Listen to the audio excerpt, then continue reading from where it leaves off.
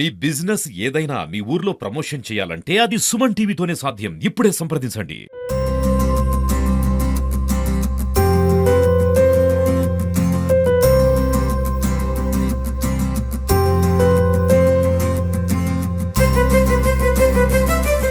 Hi hello నమస్తే welcome to Suman TV Khammam. నేను మీ శిల్ప. ఎట్టకేలకైతే 10 కిలోమీటర్లు గంటన్నర జర్నీ చేసి కొత్త మేడపల్లి గ్రామానికైతే చేరుకున్నాం. ఇది ఎక్కడుంది అనుకుంటున్నారా? ఇంత జర్నీ ఏంటి అనుకుంటున్నారా? ఇది మన ఖమ్మం జిల్లాలోనే ఏన్కూరు మండలంలో ఉంది. ఇది మన జనజీవన స్రవంతిలో ఇంకా కలవలేదనే చెప్పొచ్చు. ఎందుకంటే ఇక్కడ కనీసం ఈవెన్ మనిషి ప్రయాణించడానికి కావలసిన కనీస సదుపాయాలు కలిగిన ఒక రోడ్డు లేదు. అంతేకాకుండా ఇక్కడ నివసించే జనాలకి ఒక లైట్ అంటే కరెంట్ ఫెసిలిటీ లేదనే చెప్పొచ్చు. ఈ మధ్య కొంతమంది ఎన్జిఓల చొరవతో వాళ్ళకు కొంచెం మంచినీళ్ళు ఒకటి అందాయని చెప్పొచ్చు. ఇక్కడ నివసిస్తున్న గ్రామస్తులు చుట్టుపక్కల ఉన్న ఉండే గ్రామస్తుల పొలాలలో పని చేసుకుంటూ బ్రతుకుతూ ఉన్నారు. సో ఇక్కడ కోయ జాతికి చెందిన వారు, అంతేకాకుండా ఛత్తీస్గఢ్లో వాడు కరువు ప్రాంతాల నుంచి ఎన్నో ఏళ్లగా ఇక్కడికి వచ్చి జీవిస్తూ ఉన్నారనమాట. సో ఇక్కడికి వచ్చి చూస్తే మనం చూస్తున్నాం, నేనైతే ప్రస్తుతం ఈ గ్రామంలోనే ఉన్నాం. ఒక్కొక్క ఇల్లు మీరు చూడొచ్చు, అక్కడక్కడ వాళ్ళు పెంకులు కట్టుకొని, అంతేకాకుండా వారు చిన్న చిన్న అంటే ఒక మేకలని ఒక గేదెల్ని సాదుకుంటూ ఉన్నారు. సో ఈ స్కూల్ మనం ఈ ఊర్లోకి వచ్చి చూడంగానే అన్ని ఫెసిలిటీస్ ఉంటాయేమో, ఒక మారుమూల ప్రాంతంగా ఉంది అనుకున్నాం. కానీ ఇక్కడికి వచ్చి చూస్తే మినిమం ఒక మనిషి బ్రతకడానికి కావాల్సిన మినిమం ఫెసిలిటీస్ ఏవైనా లేవని చెప్పొచ్చు. సో ఇక్కడ ప్రజలు కోరుకునేది ఏంటి, అసలు వాళ్ళు ఎలా జీవిస్తూ ఉన్నారు, అంతేకాకుండా ఇక్కడ జీవన విధానాల గురించి ఈరోజు మనమైతే చూద్దాం. సో మనం అంటే ఇప్పుడు ఈ రోజుల్లో ఉన్న రోజుల్లో చూడొచ్చు, చిన్న పిల్లల దగ్గర నుంచి పెద్దవాళ్ళ వరకు కరెంట్ లేనిదే నిజంగా మనం ఇంట్లో అయితే ఎంత అవస్థపడుతూ ఉంటాం మన అందరికీ తెలిసిందే. సో ఇక్కడ ఈ ప్రజలు నైట్ టైంలో, అంతేకాకుండా అడవి ప్రాంతం, సో ఎలాంటి విషపురుగులు ఉంటాయి, విష జంతువులు వస్తాయో తెలియదు. ఇలాంటి ప్రాంతాల్లో పిల్లలు అయితే చిన్న చిన్న పిల్లలు తిరుగుతూ ఉన్నారు. అంతేకాకుండా వాళ్ళ జీవన విధానాలు అసలు ఏంటి, ఇక్కడ వాళ్ళ పరిస్థితి ఏంటి అనేది ఇక్కడ కొంతమందిని అడిగి తెలుసుకుందాం. అంతేకాకుండా ఈ రోజు ఇక్కడ గ్రామంలో స్పెషాలిటీ ఏంటి అంటే, ఒక చిన్న పాప బర్త్డే సెలబ్రేట్ చేసుకోవడానికి వచ్చింది. సో వాళ్ళ సెలబ్రేషన్స్ కూడా చూద్దాం. అంతేకాకుండా అసలు వాళ్ళకి ఎందుకు ఇక్కడికి వచ్చి బర్త్డే సెలబ్రేషన్ చేసుకోవాలి అనిపించింది, ఆ అంశాల గురించి కూడా మనమైతే గ్రామం చూస్తూ మాట్లాడుకునే ప్రయత్నం అయితే చేద్దాం. సో ఒక్కసారి మనమైతే ఈ గ్రామాన్ని చూద్దాం. మీరు చూడొచ్చు, అంటే ఏదైనా మనం వాల్స్ లేకుండా వాళ్ళు మన ఏదైనా ఒక ట్రైబల్ ఏరియా అనే కూడా చెప్పొచ్చు అనమాట. అలానే వీళ్ళు కూడా నివసిస్తూ ఉన్నారు. సో ఏదైతే ఉంటాయో మనం సరౌండింగ్స్, వాళ్ళు కూడా కట్టెలతో ఒక వాల్లాగా నిర్మించుకొని అక్కడే ఉంటున్నారు. సో చిన్న చిన్నగా పెంకుటిల్లు వేసుకొని మట్టితో వాటిని స్లాబ్స్ చేసుకొని ఉన్నారు. వాళ్ళకి కావాల్సిన కూరగాయలు వాళ్ళే పండించుకుంటూ ఉంటారంట. ఈవెన్ ఏదన్నా అత్యవసరం అయితేనే. అంతేకాకుండా ఇక్కడ 60కి పైగా కుటుంబాలు నివసిస్తున్నాయంటే నిజంగా మనం నమ్మలేము. 60కి పైగా కుటుంబాలు ఉన్నాయని చెప్తున్నారు. అంతేకాకుండా ఎన్జిఓలు చెప్పిన సమాచారం ఏంటి అంటే, ఆ 60 కుటుంబాలలో కూడా 10 నుంచి 15, 20 మంది ప్రెగ్నెంట్ అయిన వాళ్ళు కానివ్వచ్చు, బాలింతలు కానివ్వచ్చు, ఒక 20 మంది వరకు ఉంటారంట. సో డెలివరీస్ ఈ రోజుల్లో అందరూ చెప్తూనే ఉన్నారు, కంపల్సరీ హాస్పిటల్లో చేయించుకోండి అని. సో మరి వీళ్ళు ఇంత దూరం జర్నీ చేసి అసలు వెళ్ళి కనీసం చెకప్స్ చేయించుకుంటున్నారో లేదో అనేది కూడా తెలియదు. అంటే ప్రతి ఊరిలో ఒక గవర్నమెంట్ హాస్పిటల్, అంతేకాకుండా మనం ప్రాథమిక కేంద్రాలు కూడా ఏర్పాటు చేస్తూ ఉంటారు. సో ఈవెన్ ఇక్కడ ఏదైనా జ్వరం వచ్చినా గబుక్కుని వెళ్తే ఒక టాబ్లెట్ ఇచ్చేది కూడా లేదు. సో ఇలాంటి ఫెసిలిటీస్ వీళ్ళు ఎలా జీవిస్తున్నారో తెలుసుకుందాం పదండి.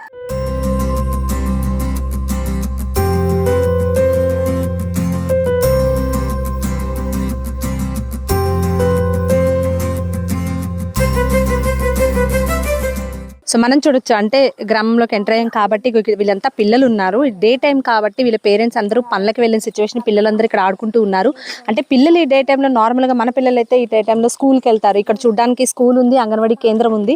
ఓన్లీ ఇక్కడ అంగన్వాడీ కేంద్రమే కొంచెం సక్రమంగా పనిచేస్తుందని చెప్పట్టు. స్కూల్ విషయానికి వస్తే ఇంత దూరం ట్రావెల్ చేసి రోజు గవర్నమెంట్ టీచర్ రాలేక, సో ఇక్కడికి టీచర్ కూడా రావట్లేదంట. సో వీళ్ళకి పిల్లలకి విద్యాబుద్ధులు నేర్పేవాళ్ళు కూడా లేరు.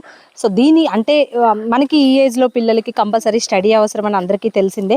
సో ఇక్కడ ఎన్జిఓల సహకారంతో కొంచెం పిల్లలకి అప్పుడప్పుడు ట్రైన్ చేయడం ఇలాంటివి చేస్తూ ఉన్నారు.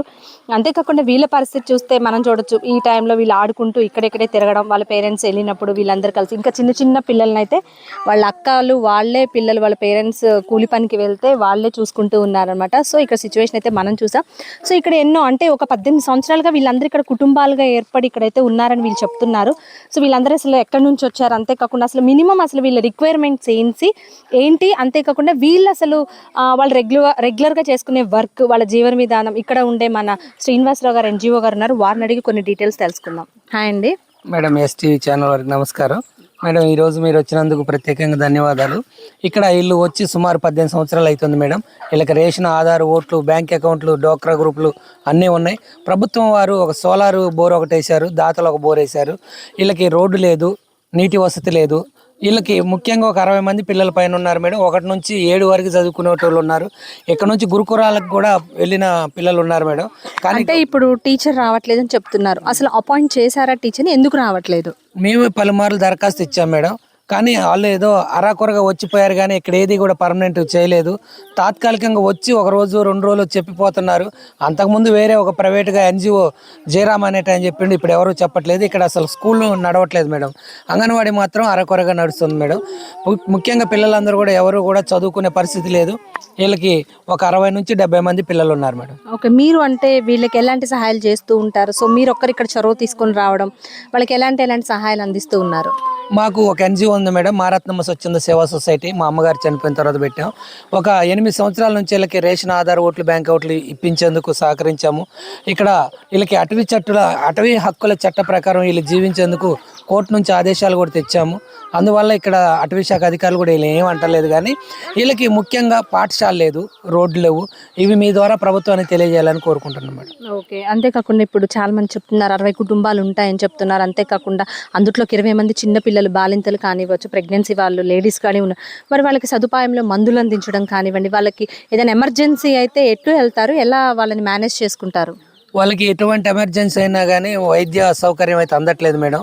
ఇక వీళ్ళు కొంతమంది జోలె కట్టుకొని పోవటం, కొంతమందికి బండ్లు ఉంటే వాటి మీద తీసిపోవటం, సైకిల్ మీద తీసిపోవటం ఇలా ఉంటుంది. ఎక్కువ శాతం వీళ్ళు ఈ ప్రభుత్వ మందుల మీద ఆధారపడకుండా చెట్ల పసర్లు, చెట్ల మందుల మీద ఆధారపడి ఉంటున్నారు. ఓకే, అంటే ఇంకా చాలా ఇయర్స్ మనం ముందుకెళ్తున్నాం కాకుండా ఇక్కడికి వచ్చి చూస్తే ఇంకా చాలా ఇయర్స్ బ్యాక్ వెళ్ళామనే మనకి తెలుస్తుంది అనమాట.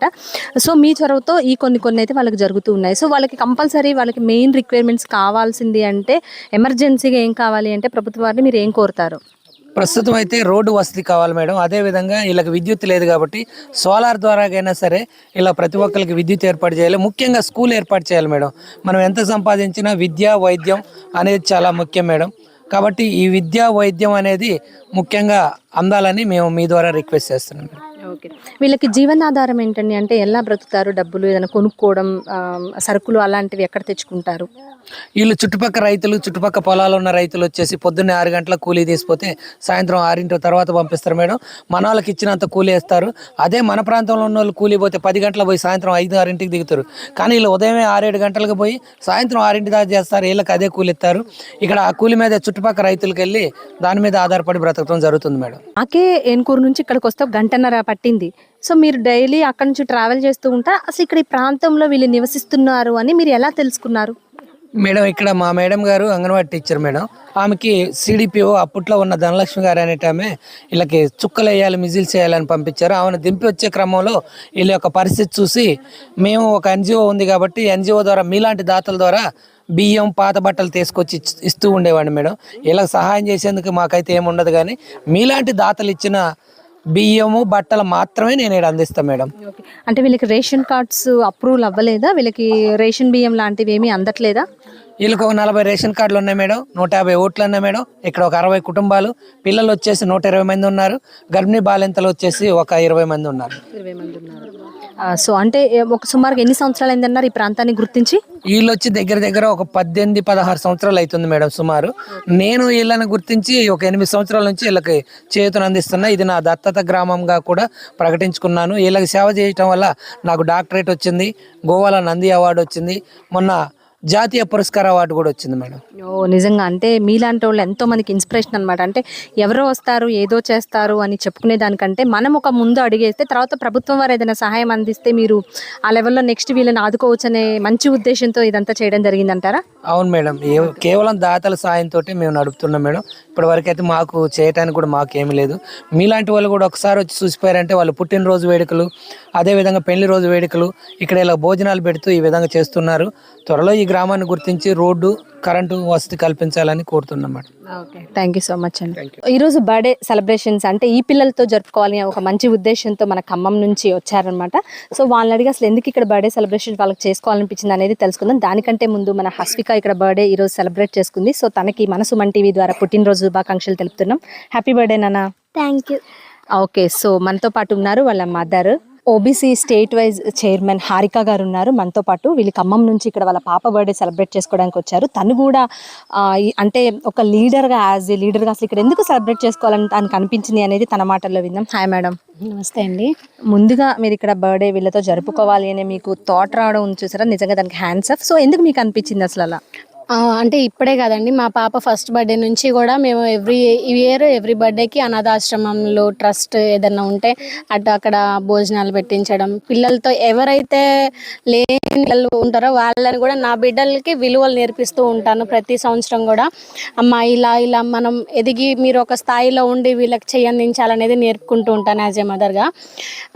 ఇప్పుడు ఇక్కడికి ఎందుకు వచ్చాను అంటే ఇక్కడ ఈ పిల్లలు ఒక పల్లెటూరు మారుమూల ప్రాంతంలో ఒక కొండ ప్రాంతంలో ఉంటున్నారు, ఇలాగా ఒక 50 నుంచి 100 మంది పిల్లలు ఉంటారు అని చెప్పేసి అంటే అసలు చూద్దాము అసలు వాళ్ళు ఎంత సఫర్ అవుతున్నారు, నా పిల్లలకి కూడా ఒకసారి ఎక్స్ప్లెయిన్ చేసుకోవచ్చు కదా, వాళ్ళకు కూడా విలువలు తెలిసి పెరుగుతారు. నేటి తరం పిల్లలకి మనం నేర్పుకుంటేనే రేపటి తరం బాగుపడుతుంది. ప్రతి బిడ్డ కూడా మంచి స్టెప్ వేయాలి అంటే ప్రతి తల్లిదండ్రి నేర్చుకోవాల్సిన విషయం ఇది. యాజ్ ఏ ఒక లీడర్గా కాదు, ఇది పాలిటిక్స్ కాదు.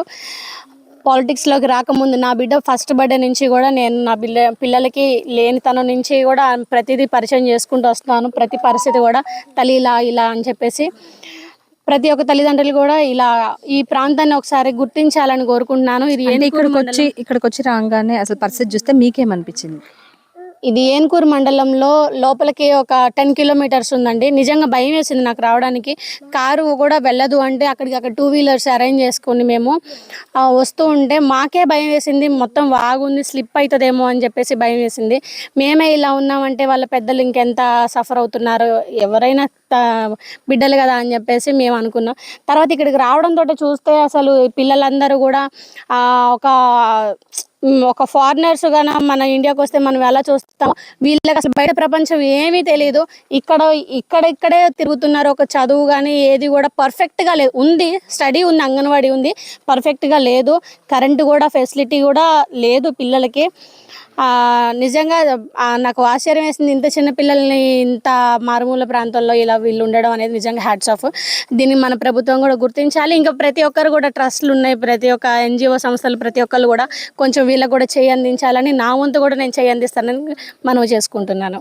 చూసాం కదా, మనం ఈరోజు కొత్త మేడపల్లి గ్రామంకి వచ్చి ఇక్కడ కొండ ప్రాంతం అంటే ఎంతో మనం ఇప్పటి వరకు చూసాం, వాళ్ళతో మాట్లాడడం, ఇక్కడ NGOలతో మాట్లాడడం. సో వీళ్ళు ఇక్కడ ఉన్న సదుపాయాలు కానివచ్చు, ఇవన్నీ అంటే ఎంత దీనంగా ఉంది వీళ్ళ పరిస్థితి అనేది తెలిసింది. అంటే నార్మల్ రోడ్స్, మనం ఈ 2 వీలర్స్ వస్తేనే మాకు 1.5 గంట పట్టిందంటే ప్రయాణం. వర్షం పడిన రోజుల్లో అయితే వాళ్ళకి రాకపోకలు అక్కడ మండలం నుంచి ఇక్కడికి బంద్ అనే చెప్తున్నారు. మాక్సిమం ఇక్కడున్న వాళ్ళు ఇక్కడున్న పరిసరాల్లో వాళ్ళు మందులు కూడా ఇక్కడే వినియోగించుకుంటున్నారని చెప్తున్నారు. సో ఈ ప్రాంతాన్ని మన సుమన్ టీవీ ద్వారా ఇంకా వెలుగులోకి రావాలని కోరుకుంటున్నాను.